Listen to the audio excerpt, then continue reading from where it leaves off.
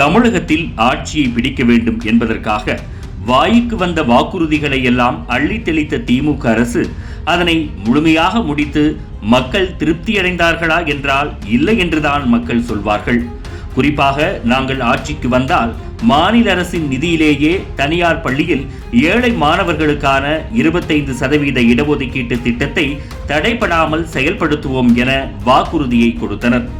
தமிழ்நாடு பள்ளிக்கல்விக்கான நிதியை மத்திய அரசு வழங்காவிட்டாலும் ஒருங்கிணைந்த பள்ளிக்கல்வி திட்டத்தின் கீழ் மாநிலத்தில் செயல்படுத்தப்படும் திட்டங்கள் அனைத்தும் மாநில அரசின் நிதியிலேயே செயல்படுத்தப்படும் என முதலமைச்சர் ஸ்டாலின் உறுதிபட தெரிவித்தார். இதனால் ஏழை மாணவர்களும் தனியார் பள்ளியில் படிக்கும் நிலை உருவாகும் என கூறினார். ஆனால் அவர்கள் சொன்னது ஒன்று, தற்போது தமிழகத்தில் நடப்பது வேறாக உள்ளது.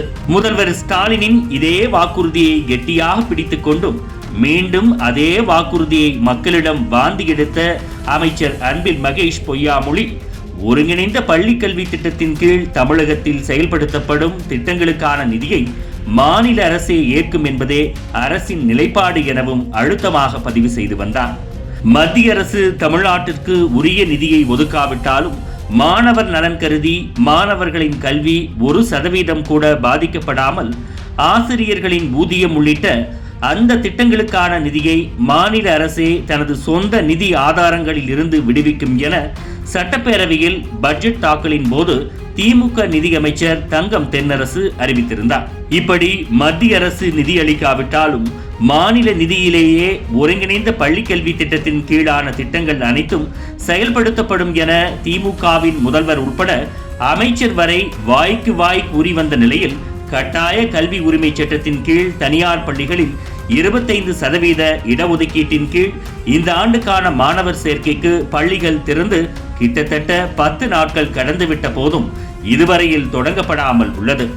தமிழக மாணவர்கள் மீது அதீத அக்கறை கொண்டவர்களாக தங்களை முன்னிறுத்திக் கொண்டு திமுக ஆடிய நாடகம் தற்போது வெட்ட வெளிச்சமாகியுள்ளது. ஏழை மக்களுக்காக கொடுக்கும் பணத்தை திமுக அரசு மக்களின் நலனுக்காக செலவிடுவது இல்லை. அந்த தொகையை மடைமாற்றம் செய்து ஏழை எளிய மக்களுக்கு கிடைக்க வேண்டிய நன்மைகளை கிடைக்காமல் செய்து வருகின்றனர்.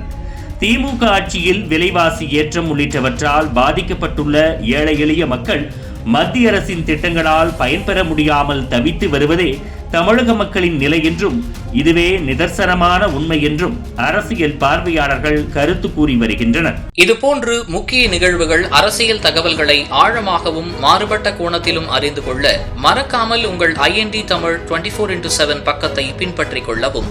உங்கள் ஒவ்வொரு ஆதரவும் இதுபோன்று பல நிகழ்வுகளின் பின்னணியை அறிய உதவும்.